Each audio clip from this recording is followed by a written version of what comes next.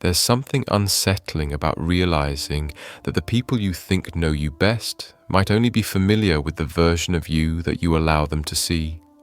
Beneath the smiles, shared laughter, and casual texts lies a quiet truth.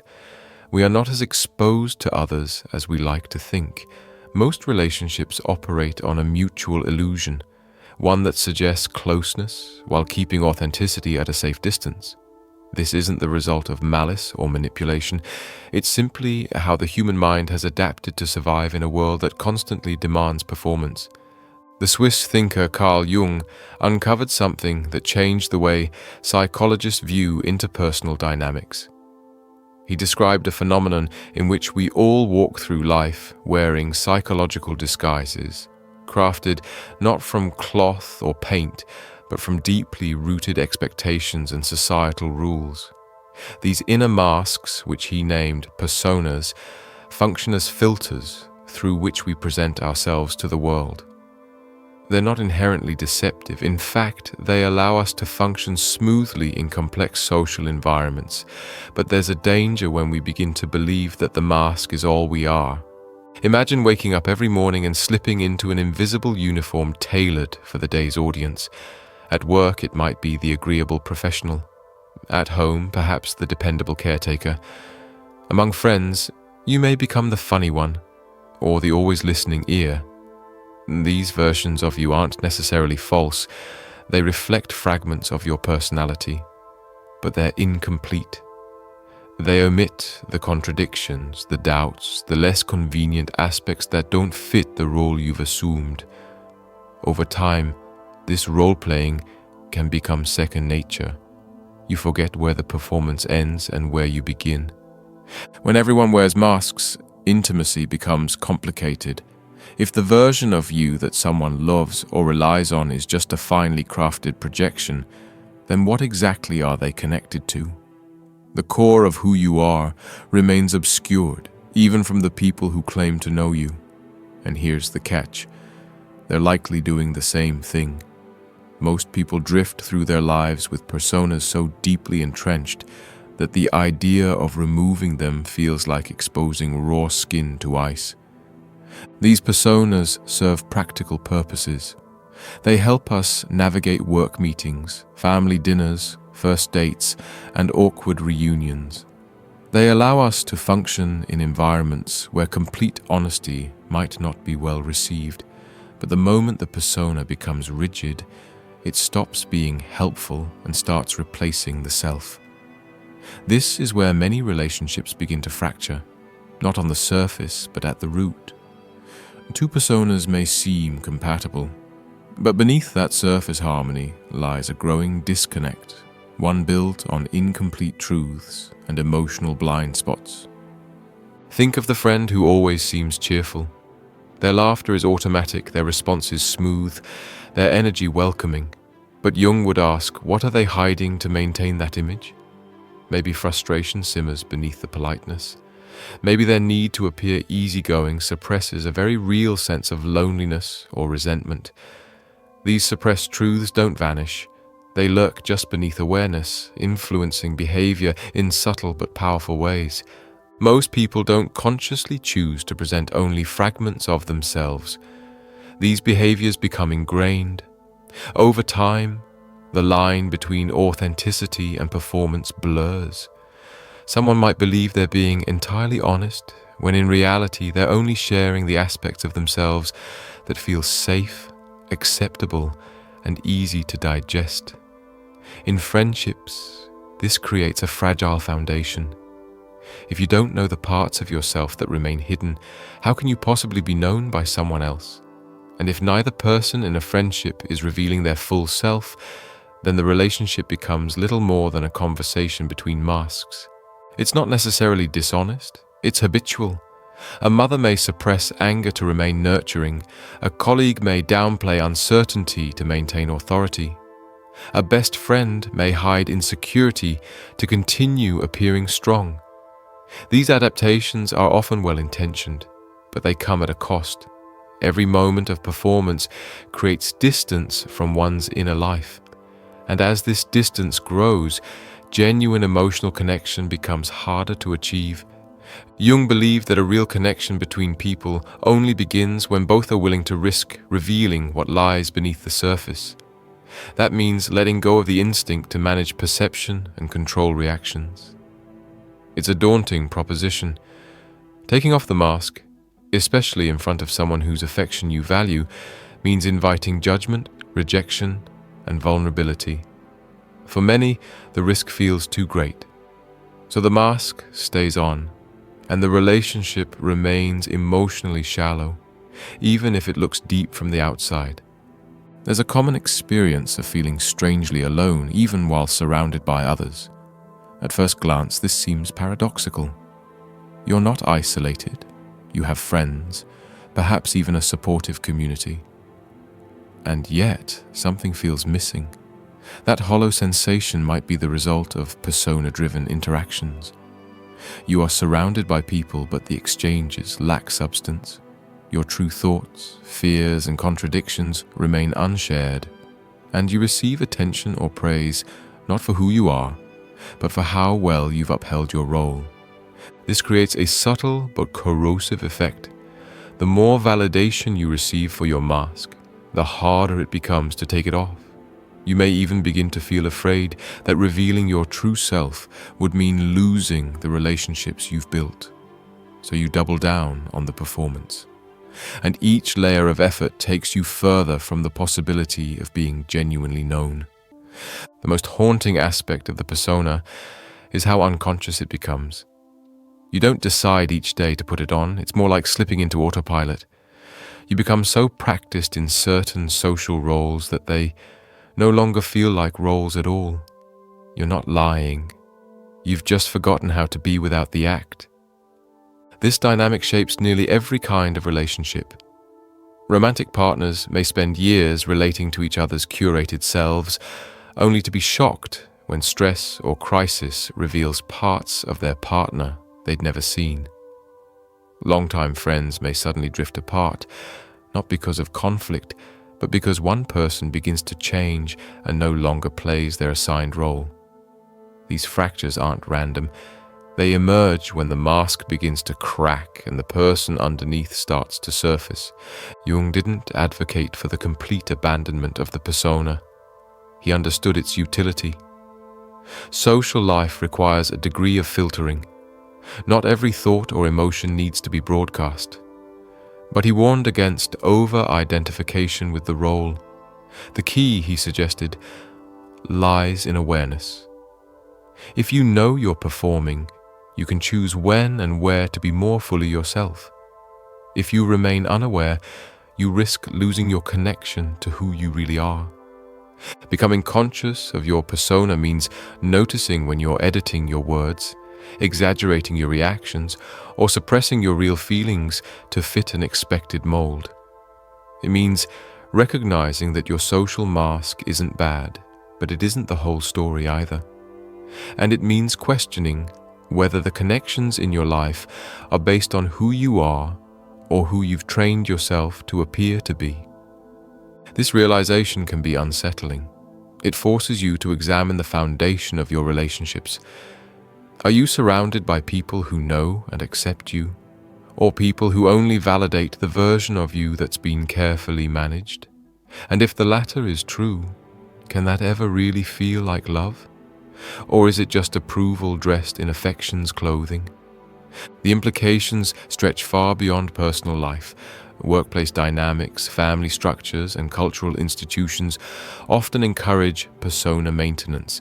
They reward predictability and penalize emotional messiness. But that messiness, those contradictions, flaws, and doubts, is where authenticity lives. Without it, relationships remain neat but empty. With it, they become real, alive, and potentially transformative. Some people may never fully access this depth. The risk of exposure feels too great. But those who are willing to gradually let their masks slip, who can admit confusion, reveal discomfort, and own their inconsistencies, open the door to something rare, not just connection, but recognition. To be seen not as a role, but as a full, evolving person. There's power in noticing the moments when you feel most artificial. Perhaps it's the forced laugh in a group, the smile that doesn't reach your eyes, the silence when you wanted to speak but stayed agreeable. These moments don't make you fake, they show you where your mask is doing the talking, and they offer a starting point for change. That change doesn't require dramatic confrontation. It can begin in small shifts, a conversation where you admit you don't have the answers, a refusal to nod along with something you disagree with, an expression of uncertainty when you'd usually pretend confidence. These gestures reclaim your inner life from the performance and offer it as something real to those around you. When enough of these moments accumulate, the nature of your relationship starts to change. Some connections may deepen, others may fade, revealing their dependency on your old persona. Either outcome is clarifying. It shows you who is willing to meet the real you and who was only ever attached to the mask. And there is relief in stepping out of performance even briefly. The exhaustion of constantly managing perception fades. You begin to speak more freely, listen more openly, and relate more honestly. The person you are beneath the act begins to stretch into the light, and those who meet you there do so not because of what you've presented, but because of who you truly are. The next part of Jung's insight takes us deeper into the human psyche, into the hidden impulses and disowned traits that we carry within but refuse to acknowledge. These internal elements form what Jung called the shadow, and they play a major role in why most friendships remain limited in depth. But before we explore that, let's sit with the question that the persona forces us to ask. If the relationships in your life are built on your mask, then who is really being loved? Inside every person lives a version of themselves they refuse to admit exists. It's not the side people display when they're angry or frustrated. It's far more subtle than that. It's the part of the psyche that houses everything unflattering, inconvenient, or threatening to one's self-image. Traits like jealousy, cowardice, arrogance, spite, manipulation, or even secret ambition, not just what society frowns upon, but what we ourselves fear becoming. Carl Jung gave this part of us a name that feels appropriately ominous: the shadow. The shadow is not a monster lurking under the bed. It's something much closer, something that lives within the walls of the psyche. It's not always dark in the traditional sense either. It can include positive qualities we've been taught to suppress: natural confidence, assertiveness, sexuality, leadership. Anything that doesn't align with the picture we've painted of who we're supposed to be gets shoved into this psychological cellar. But it doesn't stay locked away quietly. It influences what we do, how we respond, who we trust, and perhaps most importantly, who we befriend and who we distance ourselves from. Jung came to this realization after years of watching people reveal fragments of themselves in therapy rooms. They would confess thoughts or behaviors that didn't fit with their self-image, often expressing surprise or even horror at their own actions. A devoted parent losing their temper, a generous soul secretly resenting the constant giving, a confident leader suddenly collapsing under insecurity. These weren't contradictions. They were moments when the shadow broke through the surface. The shadow is not a conscious choice. You don't wake up and decide to disown a piece of yourself. It's a process that happens slowly, shaped by family, culture, experiences, and early emotional rewards or punishments. A child who's scolded for crying learns to bury sadness. One who's punished for boasting may hide ambition. Over time, these suppressed pieces collect like sediment in the unconscious, and what's buried doesn't die, it transforms. When people repress parts of themselves, they don't stop existing, they get projected outward. What we can't stand in ourselves, we begin to see in others. The process is automatic. It's not done with malice, but with blindness. If someone is deeply uncomfortable with their own capacity for selfishness, they may begin to label others as selfish, even when those others are simply setting boundaries. A person who cannot accept their own desire for attention might accuse friends of being show-offs. What we detest most in others often mirrors something unresolved within ourselves. This projection distorts relationships in fundamental ways. If you're interacting with someone based on qualities you've projected onto them, then the relationship is not grounded in truth. You're not seeing them clearly. You're seeing a distorted reflection of your own psychological blind spots. This kind of relational dynamic is far more common than we think. And it's one of the reasons why many friendships collapse under pressure. They were never built on a full picture of the people involved, just fragments and projections, hopes and disavowed traits, masked needs and suppressed fears. Sometimes we find ourselves deeply drawn to certain people without fully understanding why. They light something up in us. They make us feel alive, inspired, or even intimidated. Jung would suggest examining those reactions more closely. Perhaps that person is expressing a part of you that you've hidden. Their boldness, their playfulness, their honesty, whatever it is that captivates you, might be a reflection of something you've buried. You're not just seeing them. You're seeing a version of you that longs to be acknowledged. The reverse is also true. The people who irritate us, unsettle us, or whom we write off as toxic, may be triggering parts of ourselves we refuse to accept. This doesn't excuse harmful behavior, but it does raise a question. What is being stirred in you, and why does it sting so much? What we overreact to emotionally is often a doorway into our own inner landscape. Friendship, under the weight of unexamined shadow material, becomes less about mutual connection and more about psychological outsourcing. We find friends who carry traits we've disowned. Someone suppressing anger may befriend the fiery personality and live vicariously through them. Someone who's repressed their spontaneity may cling to a wild friend and idolize their freedom while remaining buttoned up themselves. These arrangements are rarely conscious, but they're deeply compelling. They create bonds that feel intense and magnetic, but also fragile, because they're not rooted in full mutual awareness. If you're only connecting with someone because they act out your shadow, you're not loving them for who they are. You're using them as a tool for inner regulation. Over time, these dynamics break down.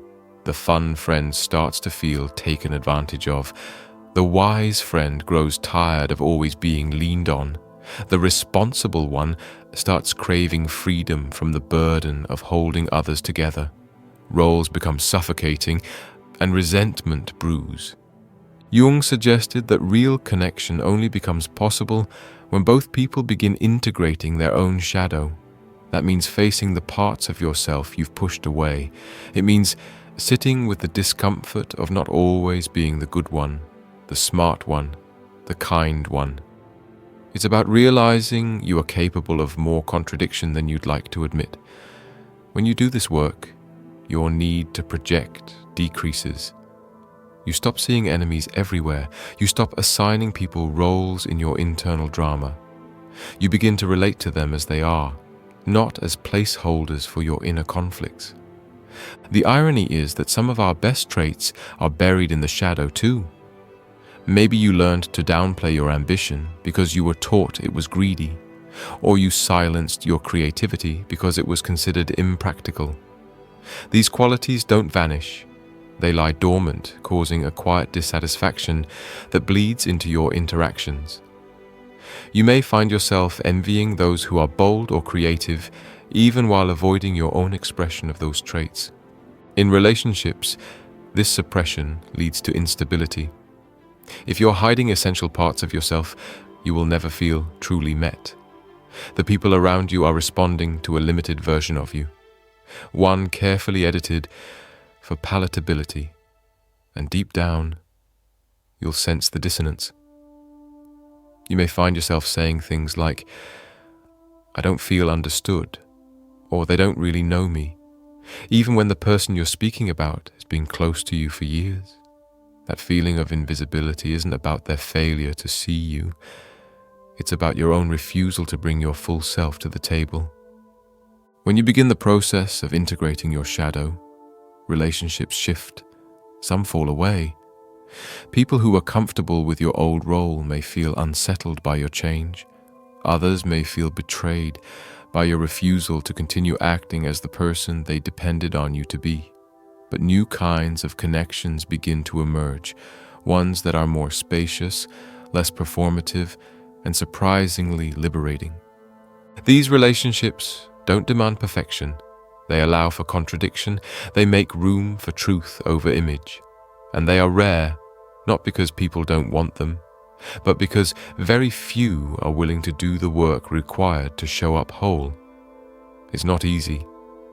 Looking at your own shadow involves confronting shame, confusion, and the realization that you are not as tidy as you've tried to appear. But it also opens the door to freedom, the freedom to be seen in your entirety, not just in your edit. Moments of emotional intensity often crack the shadow open. Stress, illness, conflict, or heartbreak can trigger behaviors that surprise even ourselves. You snap in rage, withdraw in silence, or act in ways that feel foreign. These aren't anomalies. They are the shadow leaking through.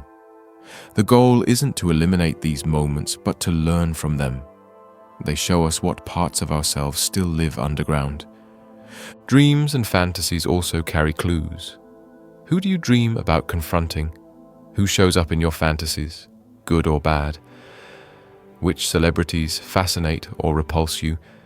These symbolic figures often represent disowned parts of the self.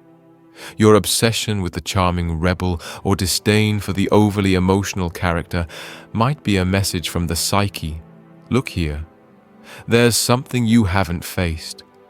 Jung encouraged people to pay attention to their emotional reactions. The stronger the reaction, the greater the likelihood that the shadow is involved. This is especially true in friendships. If someone consistently irritates you without clear reason, ask what they might be reflecting. Are they loud because you've silenced yourself? Are they needy because you've denied your own longing for closeness? The point isn't to excuse bad behavior, but to examine why it triggers you so deeply. At the same time, shadow material doesn't just manifest in irritation. It shows up in admiration too. The people you idolize may be carrying parts of yourself that you've yet to embrace. You think they're brave or original or magnetic. Maybe those are qualities waiting to be unlocked in you. That admiration is a mirror, not a map to someone else's perfection. Recognizing the shadow is one thing. Integrating it is another.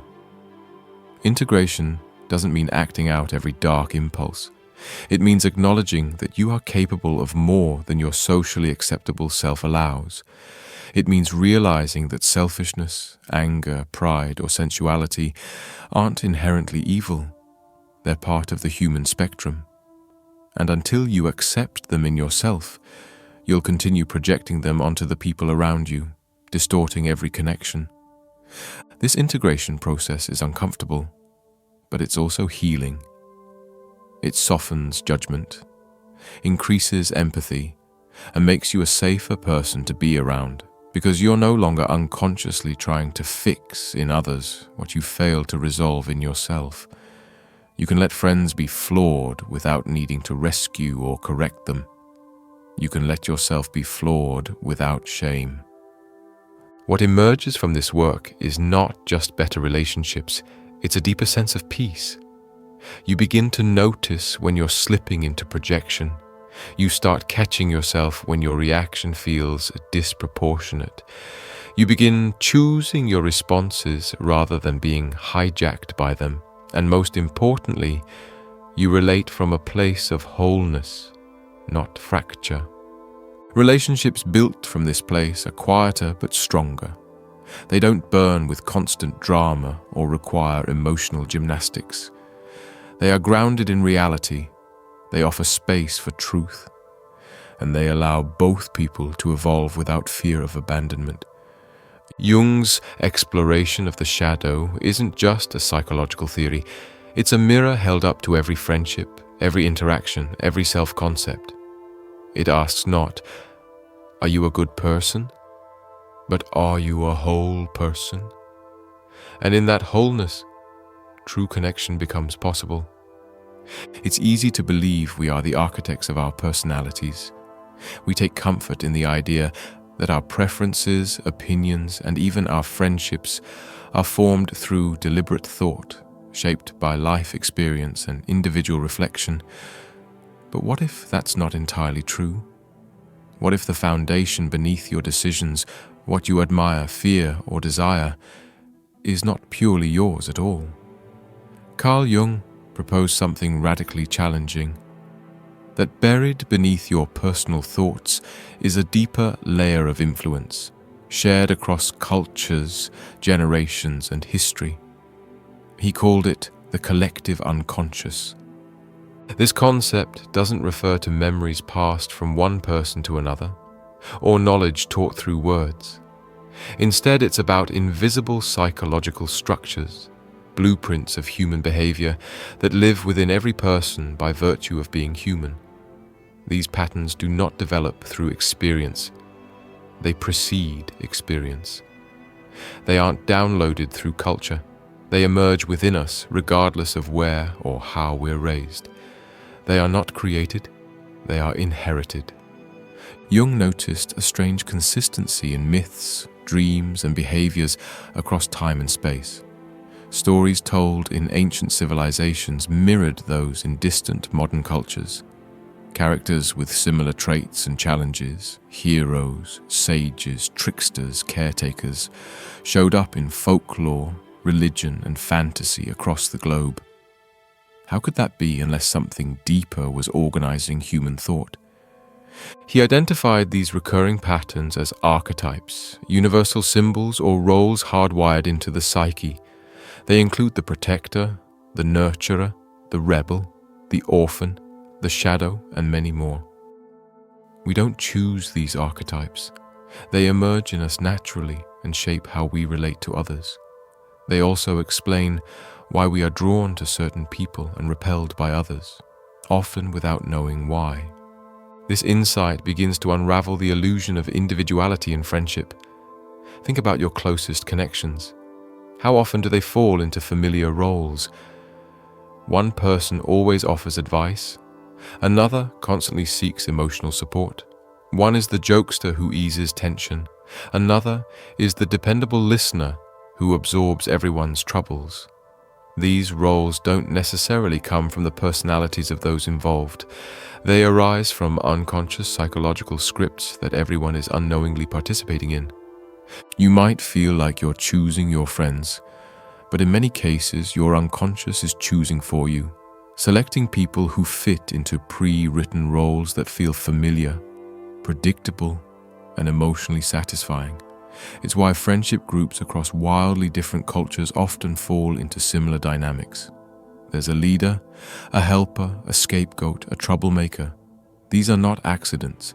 They are manifestations of collective psychological forces acting through individual people. These archetypes become even more dominant in times of instability or crisis. When life feels uncertain, the mind seeks structure. It does this by activating these ancient blueprints, encouraging behavior that feels safe and previously effective. A person may unconsciously slip into the role of protector during a family emergency. Another might adopt the martyr archetype in a struggling relationship. A group under stress may find themselves rallying around a central figure, casting them as the wise guide, even if that person never asked for such responsibility. In friendship, this can look like someone always being expected to be the rock, never allowed to falter or ask for help, or another person always playing the comic relief, forever hiding sadness behind jokes. because that's what keeps the group emotionally stable. These roles can become prisons. Once you're cast into one, people around you begin responding to that version of you instead of to your full self. You might even start internalizing the part and confusing it for your identity. This process happens beneath awareness. Most people don't realize they're acting out inherited patterns. They simply think, this is just how I am. But how much of your behavior is really your own? And how much is the activation of collective scripts that have been playing out for millennia? These patterns are not inherently bad. Archetypes exist for a reason. They're tools for navigating emotional terrain. But when you're unaware of them, they start controlling you. When you think you're being spontaneous, you may actually be reenacting a drama older than civilization. You're not just having a conversation with your friend. You're unconsciously playing out the roles of protector and victim, guide and seeker, ruler and rebel. That's why friendships often repeat the same emotional beats, the same arguments, same support patterns, same unresolved tensions. Even when the people change, the dynamics stay the same. You might cut ties with someone and later find yourself in a strikingly similar situation with a new friend. The names change, the faces are different, but the script is familiar. The deeper force, the collective unconscious, has simply shifted the players, not the play.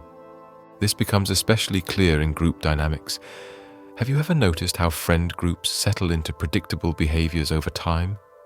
Someone always organizes the events, another constantly cancels plans, one person creates drama, and another smooths it over.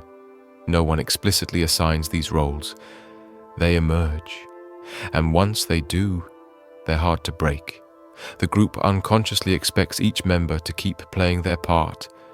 When someone tries to change, say the peacemaker starts setting boundaries, they may meet resistance. You're not being yourself, people might say. But what they really mean is, you're not being who we've unconsciously relied on you to be. Jung also noticed that these collective patterns don't just affect small friend circles, they shape entire cultures. Groups of people develop what he called cultural complexes, shared emotional attitudes that become embedded in the group psyche. These attitudes influence how friendship is expressed, what's considered appropriate vulnerability, who's admired, who's excluded, and what emotional needs are prioritized or ignored. For instance, in some cultures, emotional openness is encouraged, while in others, stoicism is valued. These collective emotional rules shape not just behavior, but also who gets chosen as a friend and why. If a culture collectively values productivity over emotion, then the friend who's always doing may be favored over the one who's deeply feeling. These are not personal choices. They are collective psychological patterns masquerading as personality preferences. The disturbing realization is this: most of us are not relating to each other as individuals.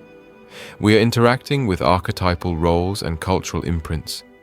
We think we're choosing someone because of who they are, but often it's because of how well they fit into the pattern we're unconsciously acting out.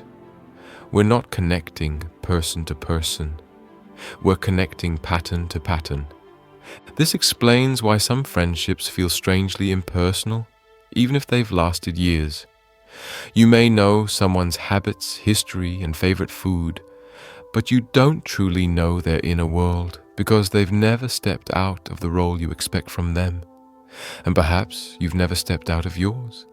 Becoming conscious of this dynamic is unsettling.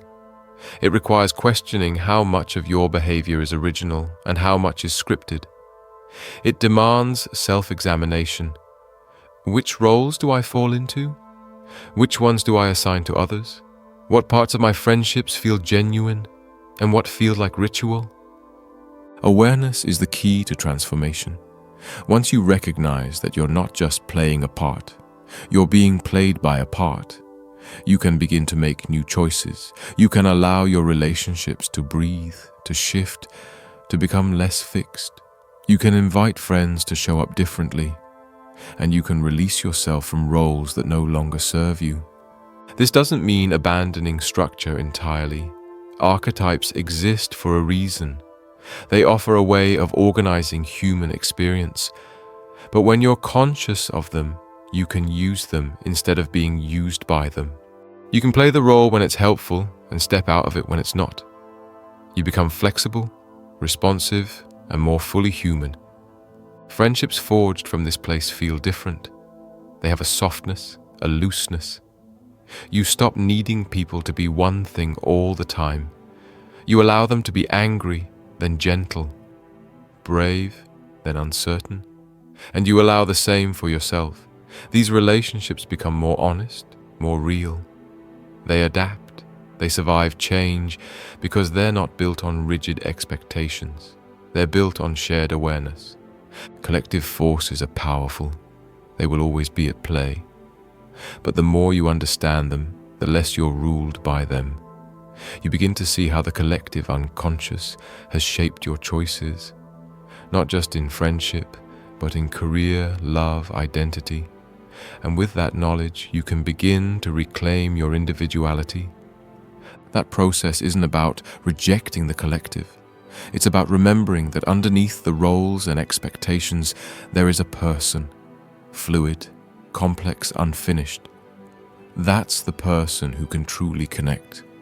And that's the person who can finally say, this is me, not the archetype, not the projection, but the evolving human being beneath it all. And when two people meet from that place, aware of the roles but no longer ruled by them, something remarkable happens. They stop performing. They stop fitting into each other's patterns. They begin to relate, not as the protector or the rebel, not as the helper or the child, but as full people, complex, changing, real. That kind of friendship is rare, it's fragile, and it's worth everything. Imagine looking through a glass that bends and colors everything you see, but not knowing the glass is there. You think you're observing the world clearly, but what you're really seeing is a reflection of yourself, not your conscious self, the version you know and curate, but your hidden self, the one you haven't accepted, examined, or integrated. This is the core of projection, one of Carl Jung's most piercing insights. He understood something most people resist, that much of what we think we know about others is actually a disguised reflection of our own unacknowledged traits. You've likely experienced this without realizing it. You meet someone and instantly dislike them, even though they've done nothing wrong. Or perhaps you're drawn to someone with magnetic intensity, unable to explain why. Jung would suggest these reactions have little to do with who that person actually is, and everything to do with the unconscious material you've placed onto them. Projection functions like a psychological movie projector. The unconscious mind takes internal content, suppressed emotions, ignored needs, unresolved wounds, and beams it onto the screen of someone else's personality. You believe you're responding to them, but you're really responding to the version of them you've created in your mind. It's not delusion, it's deeper. It's how the psyche avoids discomfort. This mechanism isn't malicious, it's protective. Facing parts of yourself you don't like, envy, fear, anger, dependency, can be destabilizing. So rather than admit, this quality lives in me, the mind locates that trait in someone else. You may call them selfish, dramatic, controlling, or insecure, not because they are, but because you've disowned those parts in yourself. Friendship becomes tangled in this process. When you interact with someone through projection, you're not meeting them as they are. You're engaging with a distorted reflection of your own psyche. Maybe you idealize a friend who's charismatic and daring. You think they're everything you're not. But perhaps you're ignoring the parts of you that crave that same boldness. You're not in awe of them. You're in awe of the version of yourself you've repressed. On the flip side, you might judge a friend for being emotional or needy, insisting they're too much, But maybe those reactions arise because you've buried your own emotional sensitivity. Their openness threatens your carefully maintained armor. So you criticize them not for their behavior, but for activating something in you that you don't want to feel. This dynamic becomes particularly dangerous when it's unconscious. You think you're being rational, fair, discerning. You believe you're simply seeing what's there. But in truth, your perception is being filtered through unresolved psychological material, and this doesn't just color how you see others, it shapes how you treat them. You might distance yourself from someone because they reflect something uncomfortable, or you might cling to someone who appears to complete a part of you you've neglected. In romantic relationships, this is obvious. We often project our unmet needs and unlived potentials onto partners, but it happens just as often in friendships. That friend you admire might not be more confident or creative than you. They might simply express a quality you're starving for, and that admiration can quickly turn into resentment if they stop playing the role you've unconsciously assigned to them. Projection also leads to disappointment. You build someone up in your mind, assigning them traits they never claimed. You expect consistency with your fantasy, but eventually, reality intrudes. They reveal a different side, one that doesn't fit your projection.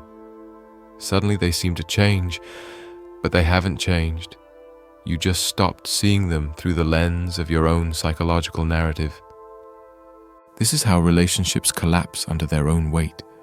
You weren't relating to the person. You were relating to your version of them. And when that version shatters, you feel betrayed, not by them, but by the illusion you created. The process of withdrawing projection is difficult. It involves taking responsibility for your emotional responses, especially the strong ones. That doesn't mean blaming yourself for everything or excusing harmful behavior. It means pausing before you react and asking, what part of me is being stirred right now? If you're furious at someone for being manipulative, is it possible you're avoiding your own subtle manipulation tactics? If you're jealous of their freedom, is it because you've denied yourself the ability to be spontaneous? This level of self-inquiry can feel uncomfortable. It dismantles the simplicity of judgment. It requires acknowledging your own contradictions. But it also clears the fog between you and other people. You begin to see them more accurately, not as projections, but as individuals with their own complexities. This process doesn't just remove distortion. It fosters empathy. You stop expecting people to be perfect mirrors for your needs. You accept their limits, their inconsistencies. You stop trying to fix them into the shapes your psyche wants, and you allow them to do the same for you. Projection isn't always negative. Sometimes we project the best parts of ourselves, our potential, our courage, our creativity onto others. We put these qualities in someone else because we don't believe we can own them. You admire someone's leadership because you haven't claimed your own. You idolize their emotional intelligence because you've disconnected from your own intuition. This positive projection, while flattering, is still distortion. It places your own light outside of you. Reclaiming it is part of growth. When you recognize that the qualities you love in someone else also live in you, your admiration becomes empowerment. You stop seeing them as an unreachable ideal and begin seeing yourself as someone capable of embodying those traits. But this reclamation isn't just about praise, it's about potential. It's about wholeness. The more you integrate the qualities you've projected, good or bad, the more complete you become. And the more complete you are, the more authentic your relationships become. Friendship built on projection is fragile.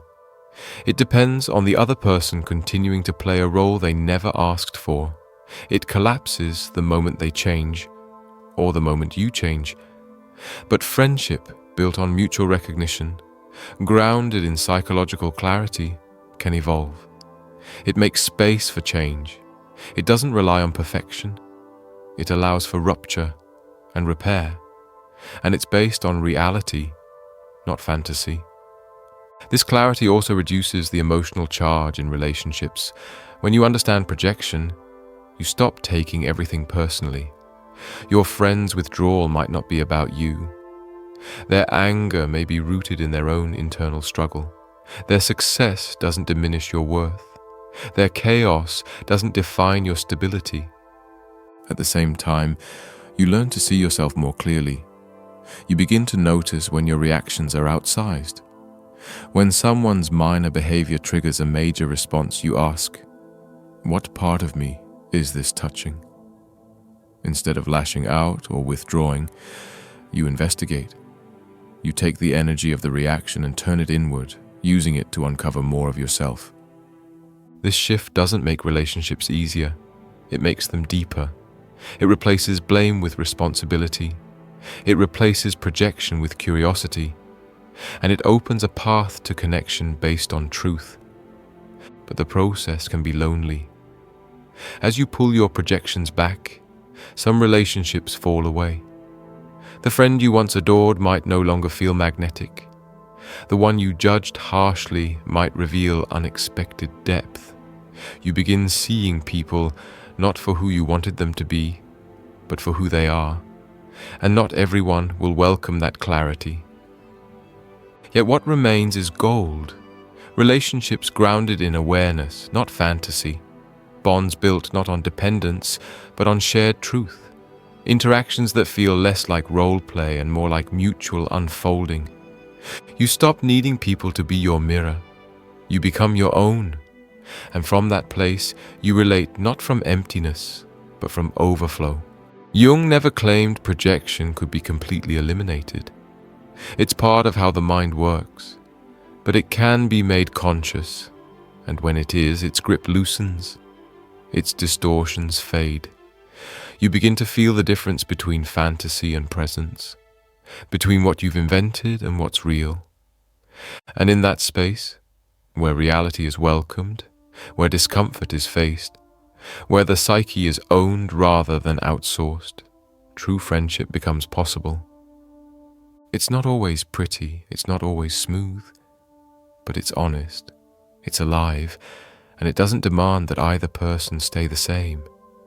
So you begin again with clearer eyes, not seeking saviors or scapegoats, not assigning roles or reading minds, just one person meeting another as fully as they can. And maybe for the first time, you see them. Not through the fog of your fears, not through the glare of your hopes, but simply as they are. And in that moment, however brief, it's enough. That's where real connection lives. Not in fantasy, not in projection, but in the quiet courage to see and be seen, fully, clearly, truly,